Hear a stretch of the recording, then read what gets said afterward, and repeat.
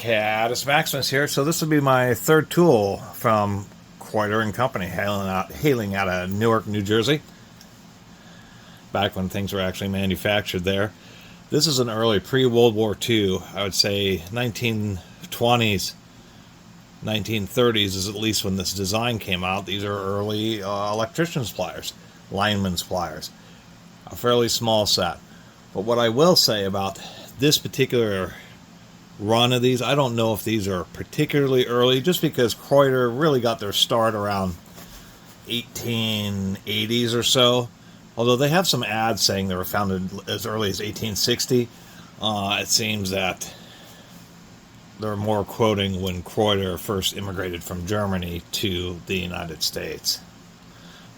A little bit more about the history of Kraeuter. They were a big hand tool manufacturer at the turn of the 20th century and remained pretty competitive until, like so many of the American tool brands, ended up getting kind of bought out, merged, and chewed up and disappeared. The last vestige was when Dresser Industries bought Kraeuter, and then in the 2010s, Dresser was bought by Halliburton and then by General Electric. So they've kind of the vestigials of who bought Kraeuter is now owned by GE.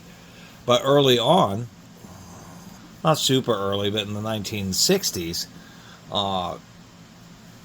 after SK went defunct and then was, brought back to life by Wayne Industries, and I don't know if it was a buyout or exactly how SK became SK Wayne, but when that happened, Wayne also invested in Kraeuter.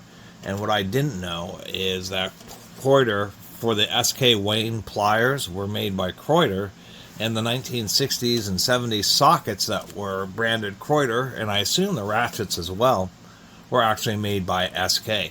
So I didn't know that, but old SK Wayne pliers are actually Kraeuter pliers.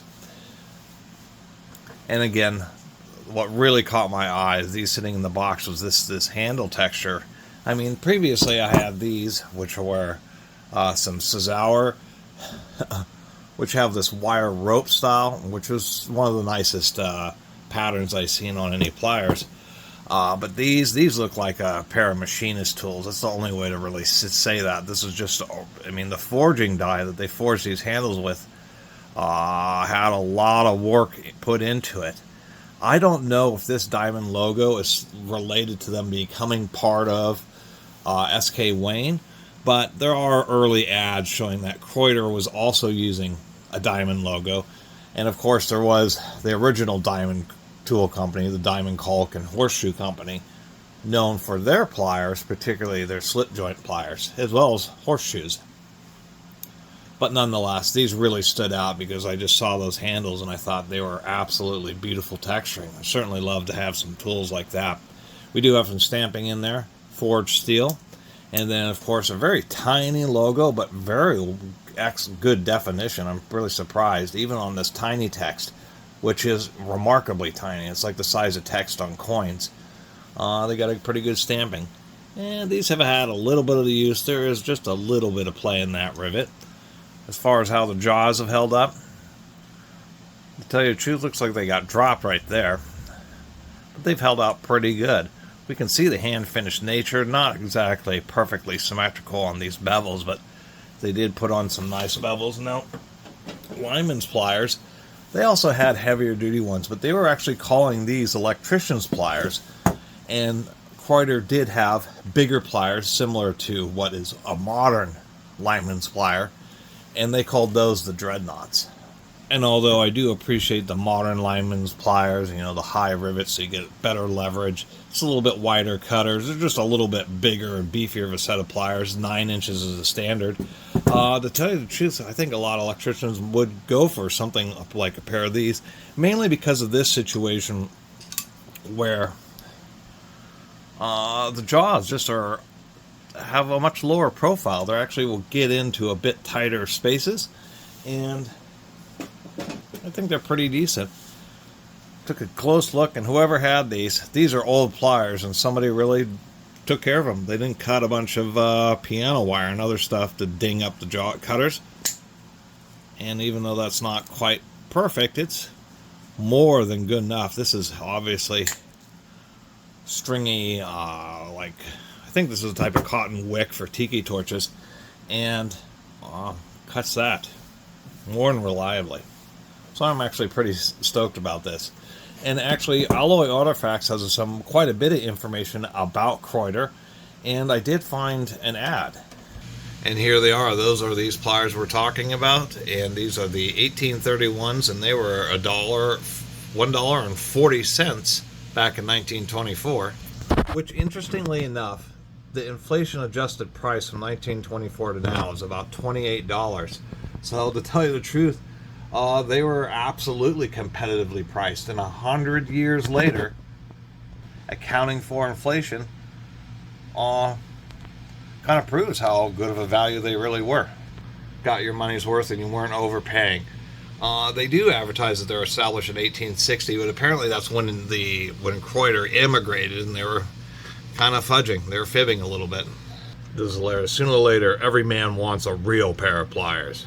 And man, they had a lot of manufacturers this era just had over-the-top statements. 120 different styles of sizes of pliers, each the best of its kind. That's right. Kraeuter was claiming that every plier they made was the best. Why are there so many pliers? Because they're one of the simplest tools to manufacture. So if you're going to start a tool company, then you start manufacturing things like hammers, pliers, screwdrivers. Things like wrenches and stuff need broaching. Where cutting teeth just needs just a single, cutter here and a milling bit to get into here. Wrenches and stuff require broaches, and so that's more equipment, and after you've made some money. So that's why so many companies, once again, started out making pliers. Interestingly enough as well, a tidbit is C.S. Bonney started working for Kraeuter, and then after a while left and started the Bonney Tool Company, which was credited as being the first to actually use chrome vanadium steel. These may be chromoly, maybe just a little bit before the CRV era. But who knows exactly what grade of steel they're using. So anyway, don't run into many Kraeuter tools, but they actually have quite a bit of history, and their association with and teaming up with SK Tools, or just getting bought out by Wayne Industries. A little bit confused about that, but certainly some nice tools. It's just surprising I don't run into very many of them. But this particular set of electricians pliers, I mean, we can see it has a proper jaw gap so that you can twist wires together and they don't get too smashed up. Also, as the cutter wears, it provides a gap so the cutter always works properly. But these are a great set of pliers, and once again, just that handle. It's probably the nicest texturing of any steel handle tool I have. I have a lot of tools, Starrett and stuff, with really excellent knurling, but this is just a pair of pliers that has like Starrett quality knurling on it. Or machinist tool quality. And apparently Kraeuter got their start making things like calipers and stuff, and so that's maybe why there's just so much detail here. Is from a little bit of an influence from their initially starting off making, I guess, machinist tools, and then transitioning into pliers, and then onto a wider variety of hand tools. And however these ended up, I don't know where these were sitting, but they just have a patina. These very well could be 100-year-old pliers, which is kind of weird to think about. A century-old set of pliers, a set of pliers that your great-grandfather could have used, your great-grandfather could have used, your grandfather could have used, your father, and then now you. I mean, if you count a generation every 25 years, plus, the great-great-grandfather being the one actually buying them, it's kind of weird to think about. 4 or 5 generations of people could use the very same hand tools, and that's really getting your value out of it. But I kind of like these. These are just a nice set of electricians pliers, and I think it's just once again gotten kind of lost where people just want the heaviest duty pliers that they can use for hammers and nail pullers and cutting barbed wire and chain link fencing and that kind of stuff, when they do have a bulky head and they are heavy. When a lot of actual doing electrical service work, whether it's HVAC, electricians, repair technicians, a set of pliers like this, it actually seems just a little bit more appropriate. And once again, just can't get over that grip texture. It's amazing. Anyway, thanks for watching, and we'll see you next time.